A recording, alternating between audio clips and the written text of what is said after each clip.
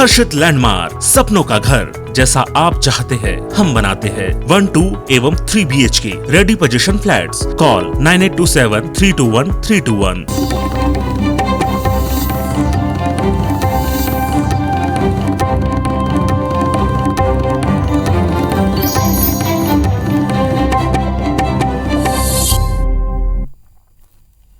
नमस्कार, स्वागत है आप सबका। मैं हूं पुनीत पाठक और आप देख रहे हैं मध्य प्रदेश से जुड़ा बुलेटिन। सबसे पहले एक बड़ी खबर के साथ में शुरुआत करते हैं। उपचुनाव से जुड़ी खबर आपको बताते हैं। खंडवा में करोड़ों रुपए से भरे सूटकेस के साथ 2 लोग गिरफ्तार हुए। रेलवे स्टेशन के ऊपर एक गिरफ्तारी हुई। महानगरी एक्सप्रेस से करोड़ों रुपए बरामद हुए। आरोपियों से 3 करोड़ 20 लाख रुपए जब्त हुए हैं। खंडवा में उपचुनाव के चलते आचार संहिता लगी है और पुलिस अब इस पूरे मामले की जांच में जुटी। तो एक बड़ी खबर आपको बता दें, इस वक्त रुपयों से भरा सूटकेस बरामद हुआ। करोड़ों रुपए से भरे हुए सूटकेस के साथ 2 लोग गिरफ्तार किए गए। रेलवे स्टेशन पर महानगरी एक्सप्रेस के साथ करोड़ों रुपए वाले सूटकेस मिले। आरोपियों से 3 करोड़ 20 लाख रुपए जब्त हुए। खंडवा में उपचुनाव के चलते आचार संहिता लगी है। पुलिस अब इस पूरे मामले की जांच कर रही है।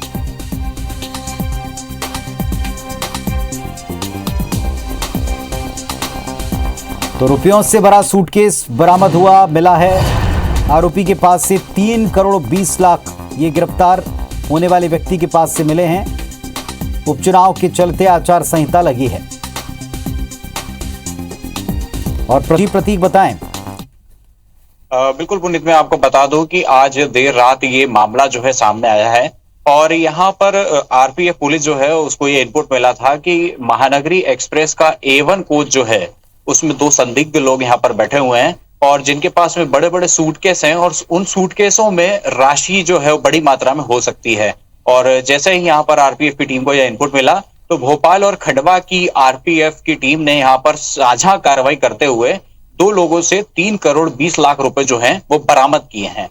और पुलिस जो है इस पूरे मामले में जैसे ही इतनी बड़ी राशि का खुलासा हुआ तो पूरे क्षेत्र में और शहर में हड़कंप मच गया, क्योंकि सभी की जानकारी में है कि लोकसभा का उपचुनाव यहाँ पर चल रहा है और आचार संहिता भी लगी हुई है। इसलिए इतनी बड़ी राशि का बरामद होना वो कहीं ना कहीं शहर में भी और क्षेत्र में भी चर्चा का विषय बना हुआ है। पुनीत, इसके बारे में कोई और डिटेल मिल पा रहा है? क्योंकि आपने खुद बताया कि उपचुनाव से जुड़े माहौल में ये नोट पकड़े गए हैं, ये लोग पकड़े गए हैं। किसी दल से, किसी व्यक्ति से, किसी संस्था से इनका कोई भी संबंध समझ में आ रहा है फिलहाल? हालांकि दोनों लोगों का किसी दल से जुड़े हुए होने का अभी तक कोई कारण या कोई ऐसी जानकारी सामने नहीं आई है, लेकिन एक महत्वपूर्ण जानकारी सामने यह जरूर आई है कि ये दोनों लोग जो हैं बनारस से मुंबई की ओर जा रहे थे।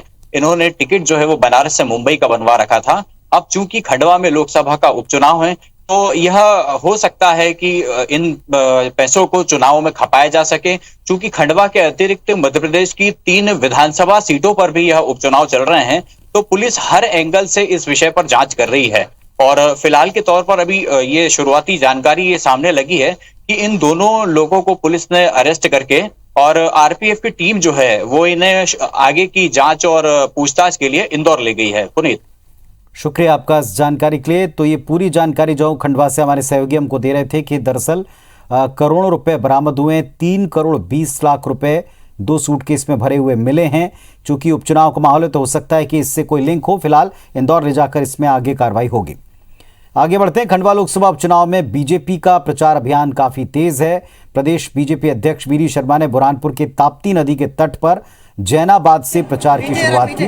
वीरी शर्मा ने 501 कन्याओं का पूजन कर उनसे आशीर्वाद लिया और इसके बाद चुनाव के लिए जनसंपर्क अभियान शुरू कर दिया। वीरी शर्मा बुलेट पर भी सवार हुए।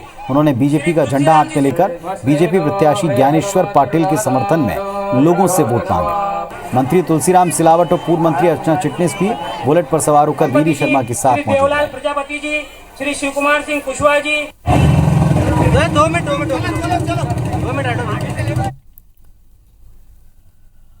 मध्य प्रदेश में होने जा रहे उपचुनाव में कांग्रेस ने भी प्रचार अभियान का आगाज कर दिया और इसी के तहत कांग्रेस नेता अजय सिंह 2 दिन के दौरे पर रैगांव पहुंचे।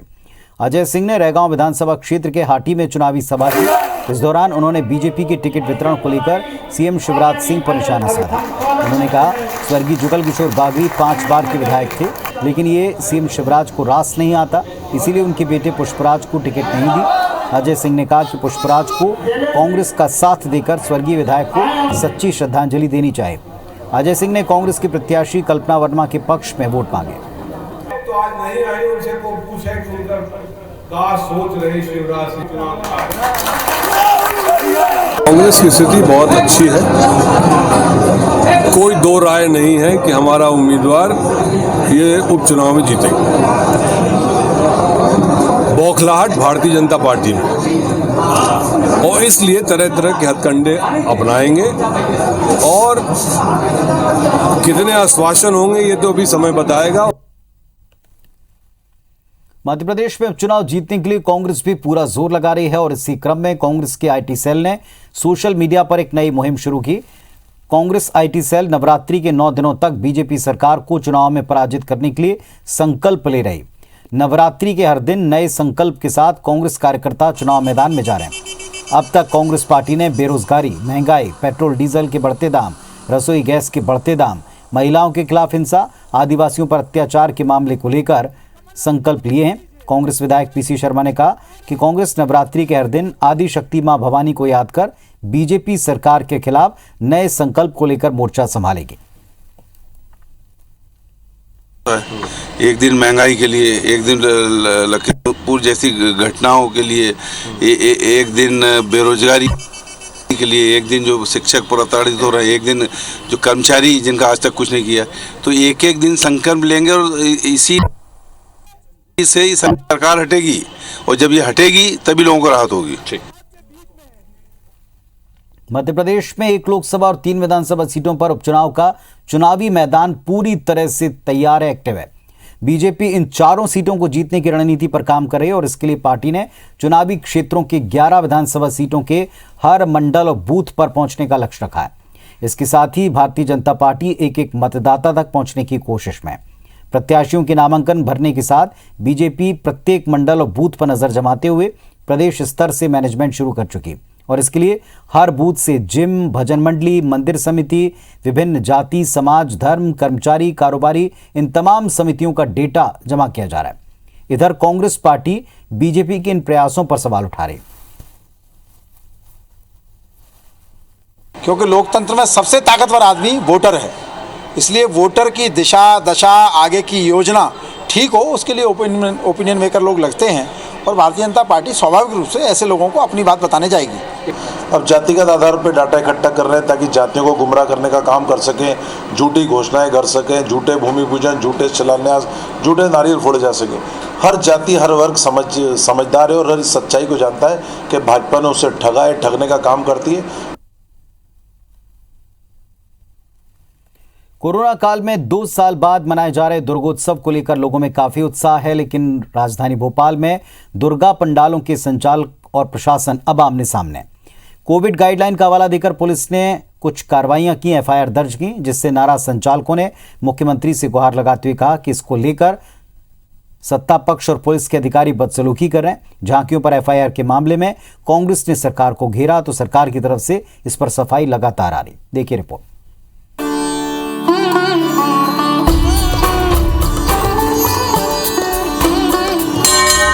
पूरे देश में इस वक्त नवरात्रि की धूम है। दुर्गा पंडालों में भक्ति का सैलाब उमड़ रहा है।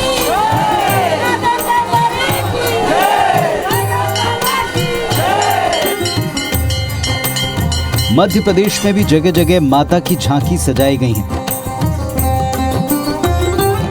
लेकिन कोरोना महामारी की वजह से 2 साल बाद मनाए जा रहे दुर्गोत्सव में राजधानी भोपाल के दुर्गा पंडाल संचालक और पुलिस प्रशासन आमने सामने आ गए हैं। दरअसल भोपाल पुलिस झांकी संचालकों के खिलाफ कोरोना गाइडलाइन के उल्लंघन के तहत अलग अलग थानों में एफआईआर दर्ज कर रही है, जिससे झांकी संचालक बेहद नाराज हैं और वक्त से पहले प्रतिमा विसर्जन की बात कर रहे हैं। हम 20 दिन से ये सेटअप बना रहे हैं और 15 दिन से झूले भी लग रही है, जो कि सब पुलिस आते हैं जाते हैं, देख के कोई दिक्कत नहीं है, कोई स्टाफ यहाँ का कोई बोले नहीं। 2 दिन बीत जाने के बाद यहाँ पर पुलिस आए, अभद्र शब्द भी बोले। हमारे मुखिया उनसे आवेदन और निवेदन हाथ जोड़ के कर रहा हूँ कि हमारे मध्य प्रदेश और भोपाल जहाँ से हर जगह मैसेज जाता है। राजधानी में ये हाल कर रहे हैं, पुलिस वाले आके हमारे लोगों को सबको डरा रहे, धमका रहे कि बंद करो, ये कर देंगे, वो कर देंगे। भोपाल के बिट्टन मार्केट में दुर्गा झांकी के पास लग रहे मेले को लेकर पुलिस और आयोजक आमने सामने हैं। पुलिस ने झांकी संचालकों के खिलाफ टीटी नगर और हबीबगंज थाना क्षेत्र में एफआईआर दर्ज की है। इसके बाद इस मामले ने तूल पकड़ लिया। हिंदुत्व को लेकर हमेशा मुखर रहने वाली बीजेपी शासित राज्य में दुर्गा महोत्सव को लेकर हुई एफआईआर अब राजनीतिक मुद्दा बनती जा रही है। कांग्रेस मौके का फायदा उठाते हुए इस मामले में बीजेपी सरकार को कटघरे में खड़ा कर रही है। कोरोना गाइडलाइन का स्पष्ट आज तक नहीं कर पाया, बाकी चीज़ों की अनुमति दे रहे हैं। राजनीतिक रैली भाजपा कर रही है, भाजपा की रैलियां हो रही हैं, भाजपा के मंत्री बड़े बड़े प्रोग्राम कर रहे हैं, उस पर किसी को एतराज़ नहीं है। और धार्मिक आयोजनों पर आपत्ति है तो मैं भी इसका विरोध करता हूँ। बड़ी मुश्किल से गतिविधियाँ शुरू हुई है और वहाँ छोटी छोटी लोगों की आय हो जाएगी तो आपको क्या परेशानी है? जब सारी दुनिया घूम रही है, पूरी सोशल डिस्टेंसिंग खत्म हो गई है, कोई गाइडलाइन नहीं, इनको नहीं किया जाए, ये मेरा निवेदन। दूसरी ओर मामला धर्म से जुड़ा होने के कारण प्रशासन की इस कार्रवाई को लेकर सरकार भी धर्म संकट में है। सरकार के नुमाइंदे झांकी संचालकों के साथ खड़े नजर आ रहे हैं। गृह मंत्री नरोत्तम मिश्रा का कहना है कि कोरोना गाइडलाइन के साथ माता की झांकी लगती रहे, सरकार की ये मंशा है। वहीं भोपाल के प्रभारी मंत्री भूपेंद्र सिंह ने साफ कहा, अगर एफआईआर हुई है तो वापस ली जाएगी। और इस तरह की क्यों घटना घटी, इसको भी मैं ध्यान से आज बातचीत प्रशासन से करने वाला हूं और आगे न हो, कोरोना नियमों के तहत हमारी झांकियां लगती रहें, इसकी भी आज चर्चा संपूर्ण करने वाला हूं। कोई एफआईआर नहीं होगी और अगर हुई होगी तो वापस होगी। दुर्गा मां के पंडाल और झांकी स्थापित करने को लेकर दर्ज हुई एफआईआर और उस मामलों को लेकर अब सियासत गर्मा गई है। इसी पर भोपाल कलेक्टर अविनाश लवानिया और डीआईजी इरशाद वली ने ट्वीट कर सफाई पेश की है। किसी भी झांकी पे या किसी भी श्रद्धालु पे किसी प्रकार की कोई एफआईआर दर्ज नहीं हुई है। जो 3 एफआईआर दर्ज हुई है वो एक जगह जुआ खेलने के ऊपर हुई है और 2 जगह जो है अनाधिकृत रूप से मेलों का आयोजन करने के ऊपर हुई है। मेलों का आयोजन जो है स्टेट गाइडलाइंस और डिस्ट्रिक्ट गाइडलाइंस में पूर्णतः प्रतिबंधित है और बार बार अनुरोध कर रहे हैं, बार बार उनसे समझाइश दे रहे हैं, बार बार उनको दिशा निर्देश का भी पालन करवाएं और कोशिश हमारी है कि श्रद्धालु जनों को किसी को कोई असुविधा ना हो। दुर्गा पंडाल संचालकों पर एफआईआर और उस पर मचा बवाल थमा भी नहीं था कि महाकाल मंदिर परिसर में एक महिला के वीडियो शूट मामले में पुलिस ने तत्काल केस दर्ज कर लिया। हालांकि विवाद बढ़ने के बाद महिला ने खुद ही घटना के लिए माफी मांग ली। बहरहाल मध्य प्रदेश में उपचुनाव होने और ऐसे में बीजेपी के हिंदुत्व वाले एजेंडे के खिलाफ भोपाल में दुर्गा पंडाल संचालकों पर दर्ज की गई एफआईआर ने कांग्रेस को बीजेपी के हिंदुत्व के एजेंडे को कटघरे में खड़ा करने का मौका दे दिया। वहीं राजनीतिक आयोजनों में हजारों लोगों के जुटने पर सरकार और प्रशासन की खामोशी और दूसरी तरफ इस तरह धार्मिक आयोजनों पर प्रशासन की ऐसी कार्रवाई कई सवाल उठा रही है। सुधीर दंडोतिया, IBC 24, भोपाल। ग्वालियर चंबल इलाके में किसान खाद की किल्लत से परेशान हैं। आए दिन कमी से जुड़ी तस्वीरें सामने आती हैं। मुरैना के सबलगढ़ में तो किसानों ने खाद से भरे ट्रक को लूटने तक की कोशिश की, साथ ही किसानों ने चक्का जाम किया। मुरैना मुख्यालय पर MS रोड के ऊपर किसानों ने जाम लगाया। उनका कहना है कि वे रात 2 बजे से खाद लेने के लिए लाइन में लगते हैं, लेकिन अधिकारी समय पर आते नहीं। किसानों को काफ़ी दिक्कत है और इसी बात का आक्रोश है। इधर भिंड में चक्का जाम किया, गोदाम में ताला तोड़कर बोरी लूटने की कोशिश हुई। हालांकि अधिकारियों ने लूटी गई बोरियों को किसानों के घरों से बरामद कर उन्हीं किसानों को परमिट भी दे दिया। ग्वालियर में भी किसान रात भर कतार में लगे रहने के लिए मजबूर हैं, इनके बाद भी उनके हाथ खाली दिखते हैं। भिंड में चक्का जाम के दौरान बुजुर्ग किसान सड़क पर गिर गए और फूट फूट कर रोने लगे। उसने बताया, खाद के लिए पिछले 10 दिन से वो परेशान हो रहे हैं। ज़रा सी थोड़ी सी ज़मीन है, अगर वक्त पर बुआई न की तो खाने के लाले पड़ जाएंगे।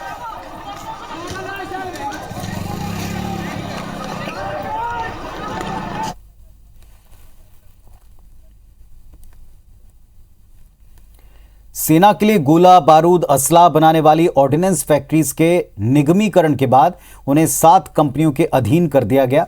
अब रक्षा उत्पादन कंपनियों के मुख्यालय के चयन पर भी सवाल उठ रहे हैं। जबलपुर में किसी भी कंपनी का मुख्यालय नहीं बनाए जाने पर सियासत गरमाई हुई। पहले से रक्षा मंत्रालय की ऑर्डिनेंस फैक्ट्रीज के निगमीकरण का विरोध करने वाली कांग्रेस पार्टी ने केंद्र सरकार पर महाकौशल की उपेक्षा का आरोप लगाया। 7 में से एक भी कंपनी का जबलपुर में मुख्यालय नहीं।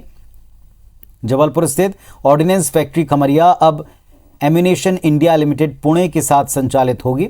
व्हीकल फैक्ट्री जबलपुर का संचालन आर्म्ड व्हीकल्स लिमिटेड चेन्नई से होगा। 7 कंपनियों के अधीन इन कंपनियों को कर रहे हैं। उसके बाद एक भी कंपनी का मुख्यालय अगर आप जबलपुर में नहीं बनाते तो मैं समझता हूँ ये जबलपुर और महाकौशल की बहुत बड़ी उपेक्षा है कि एक तो आपके सामने रहते हुए रक्षा का निगमीकरण हो रहा है और निगमीकरण के बाद अगर उसमें कोई पॉलिसी बन रही है तो भी जबलपुर को उससे उपेक्षित रखा जा रहा है। सबसे पहले तो हम इसका निगमीकरण का विरोध करते हैं। सेना के भी यहाँ 8-9 क्षेत्रों का मुख्यालय यहाँ पर है।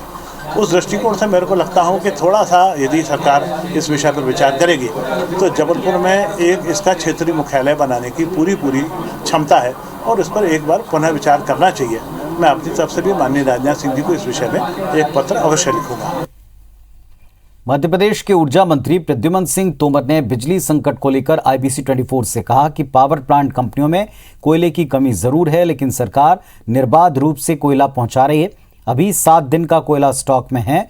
8 लाख मीट्रिक टन कोयले का टेंडर हो चुका है। उन्होंने भरोसा जताया कि प्रदेश में बिजली का संकट नहीं आने दिया जाएगा। जितनी मांग है आज की तारीख में उतना उत्पादन कर रहे हैं।